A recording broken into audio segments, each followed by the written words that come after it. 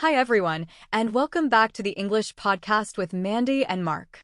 I'm Mandy, and I'm so glad you're joining us today for another fun episode. And I'm Mark. We're here to make learning English enjoyable and easy. Remember, the more you practice listening and speaking, the more confident you'll become. Today, we're going on a little daydream together. We're talking all about our dream homes. We'll describe what they look like, where they are, and what makes them so special.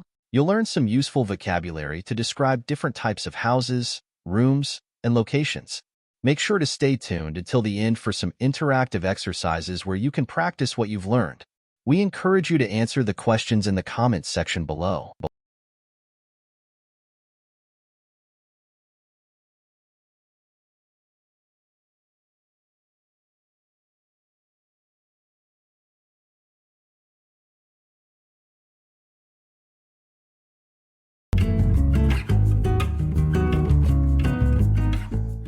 So, Mark, are you ready to dive into the world of dream homes? I'm so curious to hear what yours would be like.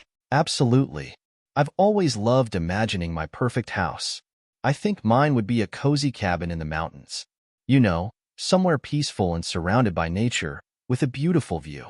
Oh, wow, a mountain cabin sounds incredibly relaxing. I can just imagine sitting by a fireplace with a good book in that setting. What about the cabin itself? What would it look like? It wouldn't need to be too big. Just 2 bedrooms, a spacious living room with big windows to enjoy the scenery, and a large fireplace, of course. And definitely a big porch where I could have my morning coffee while listening to the birds. That sounds absolutely lovely.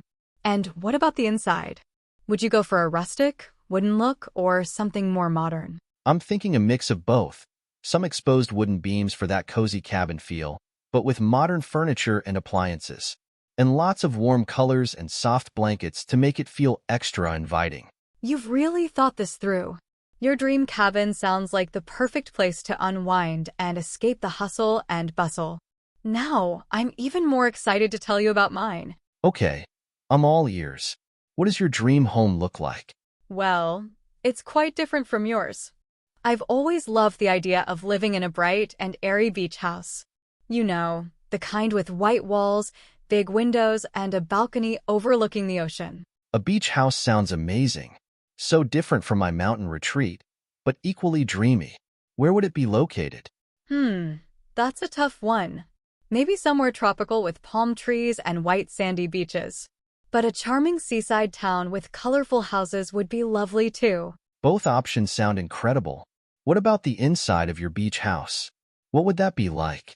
I imagine it being very open and spacious, with lots of natural light. The furniture would be comfortable and stylish, with light colors and natural materials like wood and linen. It sounds like the perfect place to relax and enjoy the ocean views. Would you have a big garden too? Definitely. A garden with a hammock for lazy afternoons, and maybe a barbecue area for having friends over. And of course, a path leading directly to the beach. Wow, your dream beach house sounds absolutely perfect. It's making me want to go on vacation right now. Me too. It's fun to dream, isn't it? And it's amazing how different our ideal homes can be, even though we both love the idea of a peaceful and relaxing space. Exactly. It just goes to show that there's no right or wrong answer when it comes to dream homes. Everyone has their own unique preferences and styles. That's so true. Now, shall we move on to some vocabulary that will help our listeners describe their own dream homes? That's a great idea. After hearing about our dream homes, you're probably full of ideas yourself. To help you express those ideas in English, let's go over some of the key words and phrases we used. Right. Let's start with cozy. When we describe a place as cozy, we mean that it's warm, comfortable, and inviting. Think of a room with soft blankets, warm lighting, and a fireplace that's a perfect example of cozy.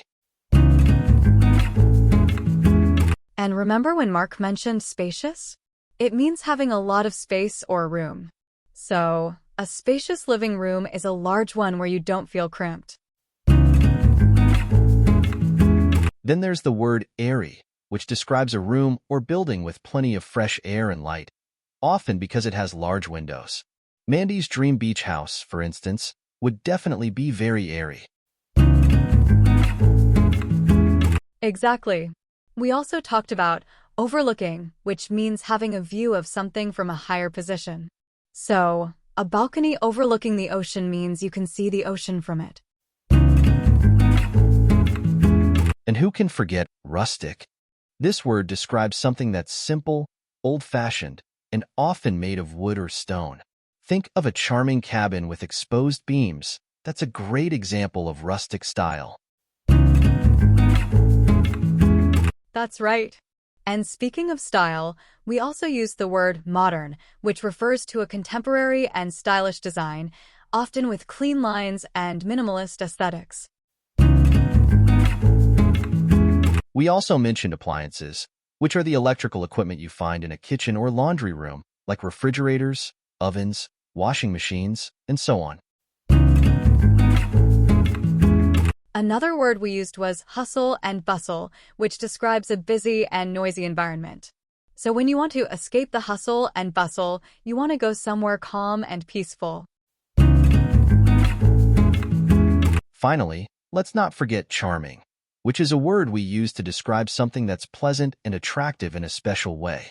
Mandy's beach town with colorful houses would definitely be a charming place to live. Great job explaining those words, Mark. Now our listeners have some useful vocabulary to describe their own dream homes. Are you ready for some exercises to put this vocabulary into practice? Absolutely. Let's see if our listeners were paying attention. Remember to share your answers in the comments section. We love hearing from you. Our first question is, what word did Mark use to describe the peaceful atmosphere he wanted in his dream home? That's a good one to start with. And for our second question, where would Mandy's dream beach house be located? Was it a specific country or a type of place? Let us know what you remember. All right, for question number 3, what word did we use to describe a room that has lots of fresh air and natural light coming through the windows? And lastly, a question for you to answer in your own words. If you could choose one special feature for your dream home, what would it be?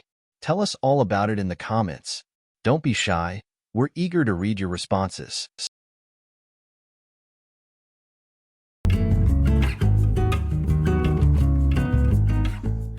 That was a fun exploration of dream homes.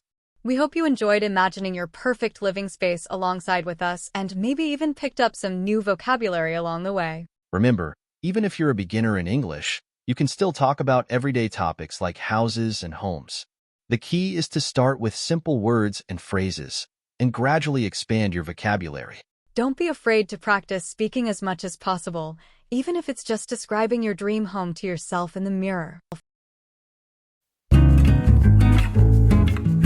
That's all the time we have for today. Thank you so much for joining us on the English podcast with Mandy and Mark. Don't forget to like this video if you enjoyed it and subscribe to our channel for more fun English lessons. And be sure to check out our other episodes for more practice on a variety of topics. Until next time, happy learning!